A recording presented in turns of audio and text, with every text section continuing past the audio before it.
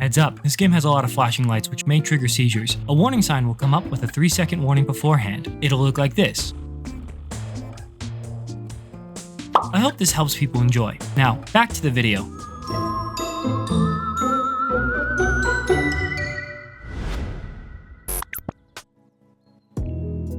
Howdy, it's your boy, Cat Dulu, and it's another video, a new game, and an excited cat. And today, I want to talk about a beat 'em up. But this isn't just any beat 'em up, my dear viewer. Oh no. This is the one that has been on my radar for quite some time, and it's something that I feel you'd vibe with too. So, without further ado, drum roll please. Young Souls, released August 21st, 2021 for the PS4, Steam, Nintendo Switch, and available on Xbox Game Pass. Young Souls is about two rebellious siblings rescuing their adoptive father, stopping a goblin invasion, and learning some valuable life lessons along the way about family and defending those that we love. Also, there's sweet drip and gear, and by the end of this I hope you'll find a new game to add to your collection. And I hope you hit the like button, hit the subscribe button, and let me know in the comments section down below if you've played Young Souls and what your favorite part was. And as always, I appreciate you for watching. Now, first impressions of this game were initially good. When I look at the game's numbers and how few reviews it has for such a phenomenal game, I was curious to dive in and talk about the game and see what the hubbub is and or lack thereof. Now, originally I tried to follow this game as close back as in 2018 when a trailer for the game first dropped, but for a while things just got quiet. It wasn't until a year after the game came out, and I'm strolling down my wishlist, that I noticed the game finally came out. I also picked up the collector's edition for the game recently. Great value, love the art book, although I realize I haven't had a CD player for, oh my god, years. What happened to me? Now, I could do conspiracy theories about the game. I'm not a marketing manager, and to be fair, both the studio 1P2P and their publisher Arcade Crew are both pretty small. With the Arcade Crew publishing a myriad of different games that I've played, from The Last Spell to, oh shit, is that Cross Blitz? I forgot about that game. Needless to say, they've got a pretty wide catalog of games that they're currently publishing. Now, the game, of course, couldn't be published without a developer to make the dang thing, with Young Souls being developed by 1P2P Studios, making this pretty much their first breakout game. The game released in about 2021 and currently retails on Steam for about $25 USD, with not too many reviews, but overall positive. The developer is pretty small, but the game is impressive in terms of its art direction, the scope of things, and I would say that this is a game that visually holds up, years from now. Now, back onto the visuals, it's great. I think that you're starting to see a trend in the types of games that I like. Really obnoxious, bright colors with a lot of different characters. Pinks and blues and just cool neon colors. Anyways, art direction before graphics is always a must for me. The game's visual direction was done by Xavier Hussein, who you might know from Wakfu and around a lot of game circles, show circles, and his art is pretty iconic. So once you see it, you can pretty much just pick it out from a crowd. The game also has kind of like a Paper Mario kind of papercraft 2D in a 3D environment, and it's got that UB art feel. You guys remember UB art? I loved UB art. That was so cool. Let me know in the comment section down below if you remember the UB art phase with like the UB art agent and Rayman Legends and Child of Light. Anyways, that's my way of saying Young Souls has a great visual feel with a lot of care and love. Color-wise, I love that pink and teal color scheme. The game just has so much personality and attitude to it that it just sets it apart from a lot of beat 'em ups in the genre. Gameplay is a classic beat 'em up with couch co-op mashed up with some light RPG mechanics. By night, you're romping through dungeons, slaying goblins, and getting loot and crafting materials for upgrades. And by day, you're leveling up, buying gear, and interacting with the townsfolk. The core gameplay loop is pretty straightforward, creating clear delineations between not being in combat and dungeons. The game is meant for 2 players, but you can alternate between the two on single player. I like that. I think with what happened a few years ago, couch co-op kinda died, but if I'm honest with you, I definitely missed it. I've been getting back into playing Crawl and having board game nights recently, and I may not like interacting with people much, but it's nice every now and again to talk shit with your friends in the crypt and in co-op in person. I think this game definitely got hurt by it, since it does shine as a couch co-op game. You can also use Parsec, which is great, and the game has RPG elements with gear, weapons, and a variety of Zelda-inspired alt weapons. So, you go through dungeons in a linear style where you only level up upon leaving the dungeon, getting some sleep, and you get a gym ticket where you can select one of 3 stats to increase for each character. It adds a little bit of skill due to the stat development being a minigame, one of 3 minigames, and if you're not good at it, you'll be kind of weak. It felt bad not getting full stars on a workout. Plus, one of the pluses is if you mess up, there are 2 characters that if you're playing by yourself, and that way it's not as bad, it's more mitigated, and you can build them how you like. Still, it does feel kind of weird when one of the characters is a little bit limp and the other one's like super buff. But that's one of the things I like about the game is that there's 2 characters, you can build them however you like. I had Jen as a fast dagger assassin with Tristan being a heavy weapon tank. Combat was enjoyable, weapon combos were fun, and there was a lot of flow and a lot of skill expression, honestly. The Zelda alt weapons in the game, like the chain grabber, were fun for combo extensions with the 2-handed weapons, and the bow and arrow were also pretty cool when you wanted to keep your distance. Every alt weapon is unique, but some of the use cases were very niche and some rarely applied. One thing I found hilarious was the fast traveling and how you could nope out of a boss fight.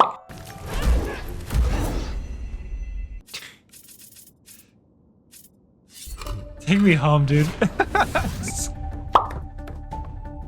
Parrying is a fundamental mechanic in the game, and I feel is good for about 75% of the game, only for some fights to completely drop it or make it super suboptimal to parry. So for normal enemies, parrying would stun them and allow you to style on them like Sonic Fox at an MK tournament, but for bosses you have to parry them enough to break their guard. I like that. There are times where it creates a rhythm and really gets you in a cool zen state. However, the times where this didn't work sticks out like a sore thumb. I was fighting a boss and there was just no way I could break the thing. And there were times it was not effective to parry, which was counterintuitive to the gameplay as a whole. Back to the alt weapons, a lot of them were super unique. The bombs definitely were a double-edged sword because you could get blown up by them. Also, there was like a vampire totem and that was kind of sick. I liked playing those. Those were a lot of fun.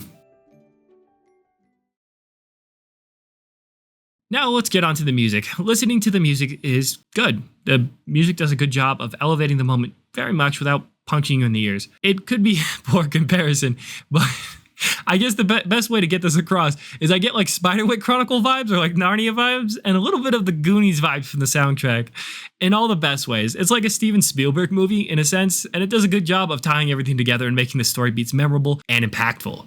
When things are fun or when they're not. In terms of like more serious tones of like dying and stuff, it's always a bummer.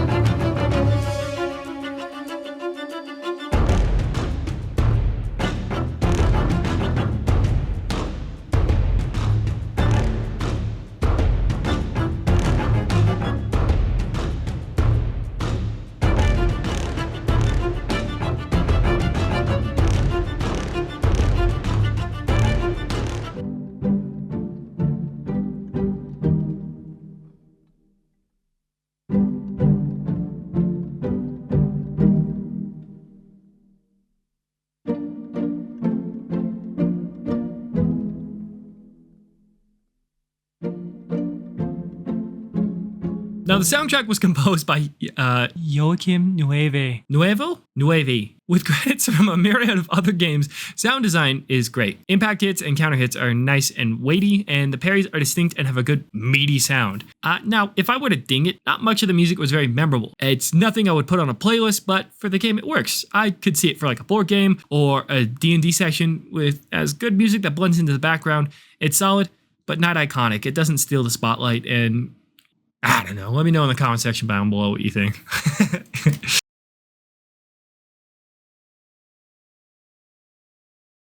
Now, I'm starting to head into the negatives about this game, which I have a few. It's buggy at times and the Z-axis is wonky. Sometimes trying to land hits is a little confusing to the eye and at times finicky. Also, the game tends to railroad you near the end of the game, kind of like Final Fantasy 15. And I think you can ding it or you can't. The game has no end game content, so pretty much you just need to play it through once and you can pretty much 100% the game in about 20 hours with really nothing else to do. It can be a plus or a minus depending on how you look at it. So at the time of editing this, I realized how many flashing lights there are when I'm putting in the seizure warnings, and I think that's a pretty big problem. I'm not epileptic, but boy, I felt like I was going to have a seizure. I think one of the big flaws that I have about this game is the fact you can't turn off those bright flashing lights. I'm going to try really hard to make sure that people with epilepsy don't get absolutely destroyed by this video, because I want everybody to enjoy this as much as possible. But I definitely think that's an accessibility issue that should be rectified, or maybe patched in at some point. Or Now, I'm going to talk about the story a little bit more in depth, so if you don't want spoilers, go here. Okay, for are future you games, I going think there? 1P, 2P. I want you to should know, consider it's last chance. putting it down on the I'm flash. showing mercy. Oh my All right, here we God. go. So the game starts at the end.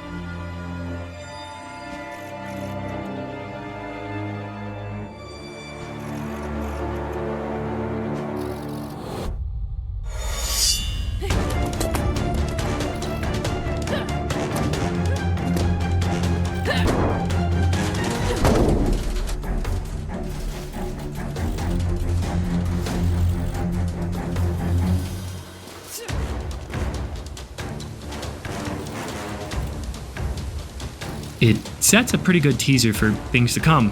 Young Souls takes place in a small town, with local orphan hooligans Jen and Tristan, who have been recently adopted by the professor. Things go awry when returning from shenanigans and getting a sweet moped, they return home to find the professor going missing, leading the twins to find his crazy-ass goblin portal under his home. That's right. It's not goblins, it's gobbins. Did I say goblin right the first time? I bet I said goblins, not gobbins. It's gobbins. Fuck.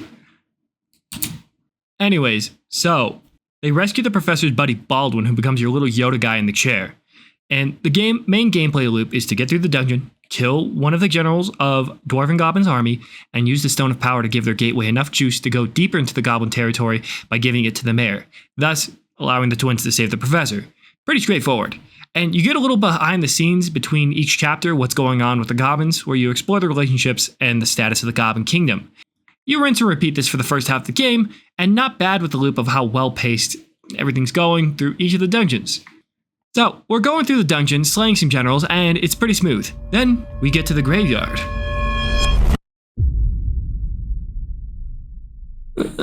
I'm conflicted on this part of the game near the end. It just sort of drops it for more gimmicks, I suppose. Okay, so what do I mean by this?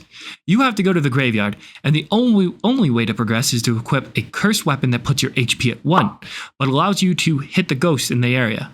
I thought this was an okay gimmick, but there was only an axe and a sword and shield, and it forced me into a different playstyle, which was cool for narrative's sake, but ultimately in a game that encourages customization, left a sour taste in my mouth.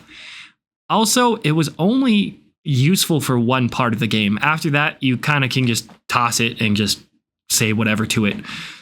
Also, that once you pass that, the game gets incredibly narrow. At one point, you can't even go back, or makes you want to go back, and it kind of puts you on that Final Fantasy 15 railroad, which I don't think it's bad per se, it's just more jarring. The game was pretty much, whenever you're going into dungeons, anytime you could leave, go into the town, explore, and just hang out, and kind of just, you had the freedom. But it definitely marks a tonal shift in the game. I would say an appropriate one.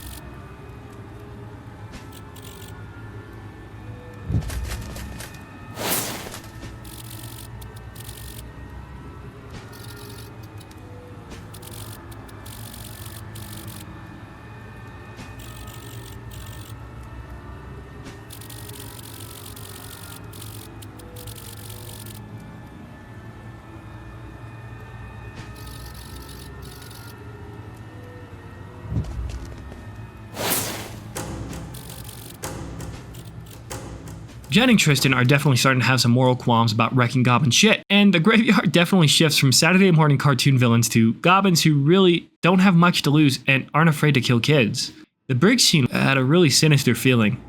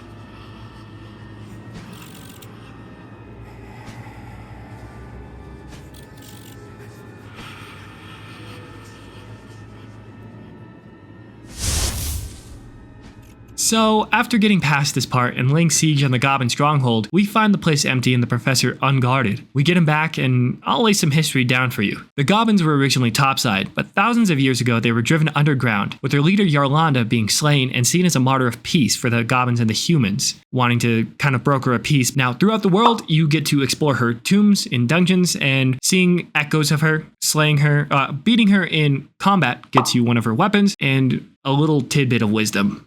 So, with Yolanda being slain and the goblins being exiled down below, the goblins are obviously a little sore, so they elect a fascist dictator in the form of Dwarven Goblin. And Dwarven Goblin's plan is his super sick plan of developing weapons of mass destruction and weaponizing the Goblin Empire and planning to stage an invasion against the surface. Now, the professor was kind of like, I guess, like a peace hippie down below, and he was an ambassador along with Baldwin up until his capture.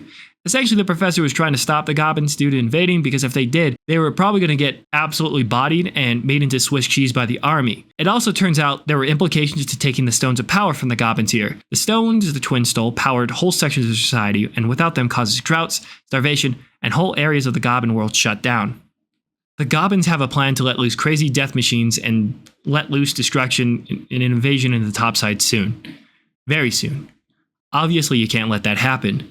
The professor has a plan to plant the bombs in underground caves and tunnels in the infrastructure of the Goblin Empire, but the goblins are one step ahead, and, well, the professor has to make a difficult choice, and you reuniting with the professor is short-lived.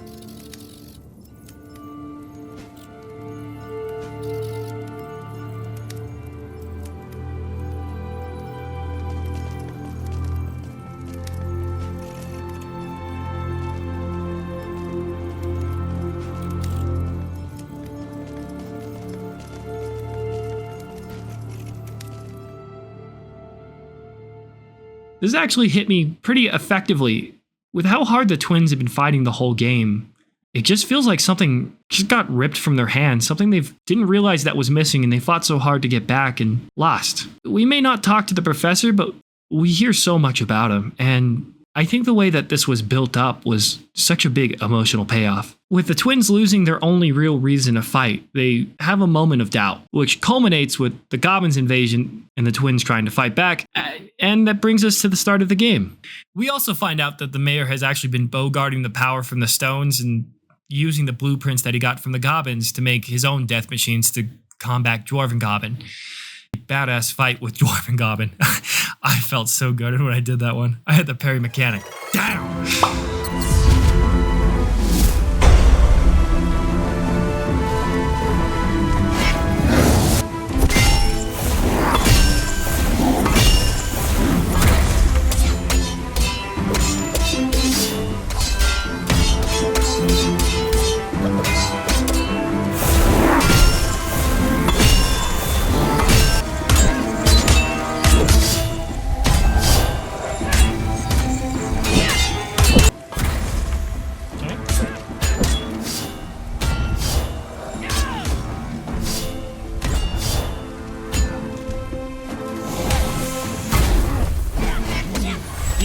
Okay, we did it. It's only at this moment Jen and Tristan realize that fighting isn't the answer and proceeds to smash both of them and broker peace with the goblins and the humans. I enjoyed the story. I think seeing it through the lens of Jen and Tristan and their transition from playing around and acting like this is some sort of Goonies adventure to two adolescents whose choices weigh on them and being in kind of a really precarious situation. Well done. I enjoyed the writing, and I think the more I really look at it and how the dialogue is written, I'm starting to see how every character in being distinct and recognizable in terms of their diction and speech is really important and effective to sell you on a world. I would even argue that it's just as important as the character design. Jen and Tristan are adolescents. They're blunt, obnoxious, and their vocab isn't as developed, and with everything on their shoulder, the mayor and the professor have less to say. It's more concise and carries more nuance and more in between the lines. The Goblin generals have their own speech patterns that also inform you who they are and their status. It's a pretty well-written game, and I didn't really put too much stock into it until, I played this game, and it kind of really enhanced it. And I think definitely after playing this game gives me a little bit more of a different lens to kind of just view how characters are written. Anyways, that was a long little rant, non sequitur, but in conclusion, Young Souls is a spunky game. The game definitely has some bugs, glitches, and tends to railroad you. It can be limiting and kind of eliminates the RPG aspect near the end. But the game has a lot of heart, and for the broad RPG elements out there, it's really enjoyable. Customization, weapons, armor, all the drip that you can equip. I forgot to talk about the drip. There's a lot of cool drip in there. You can buy shoes, you can buy shirts, jackets, pretty much whatever you name. It's a lot of fun and worth it, and I think there's a lot more positives about the game than there are negatives. And for the price point, it's a good experience if you're looking for a fun beat 'em up by yourself, or if you have a buddy or significant other looking for a dungeon crawler beat 'em up, and look no further. I hope you all enjoyed the video, and I'll always recommend you play through the game if you want to, and then come back. Anyway, I love you all. Bye-bye.